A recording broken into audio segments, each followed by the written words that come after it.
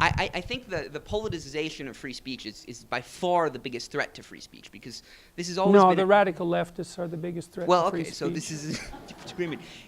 But I get your point. The professor alluded to in previous questions, the substantive threats to free speech in much of the world, in Europe certainly, I think in the United States as well, from the government, have come from the radical right. And I think it's fair to say that on the specific narrow subset of certain departments on liberal arts colleges, it's fair to say a threat comes from the left, though its scope is in dispute. But my question is, do you think that the way you talk about free speech, the way you link it to specific issues, the way you use inflammatory language, and the way you seem to defend a specific set of free speech, there are certainly plenty of instances of free speech attacked on the other side that you don't mention as much.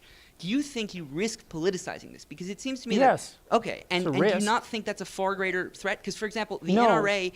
Well, sorry, the NRA is a group in the United States that defends guns rights, right? Okay, hold it. Yes. We need a question. Yes. Okay. I mean, like I said, you're doing fine, but it's just too much. Like, I can't keep it straight. Do you think that your behavior risks politicizing it, and do you think that politicization is justified? I think my behavior risks politicizing it, yes. I would rather it not be politicized, and I'm doing what I can to manage that risk. However, it's become political in my country because the government implemented compelled speech legislation. So I wasn't complaining about that before it became political. Now, and there is a time, even when you're detached in some sense from the political realm, that you can't be detached anymore. Well, I'm not happy with the fact that this has become politicized.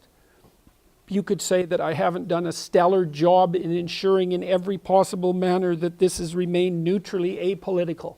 Probably true. You know, but I'm not particularly unhappy with the way things have gone so far. So, and I'm not happy with the radical left.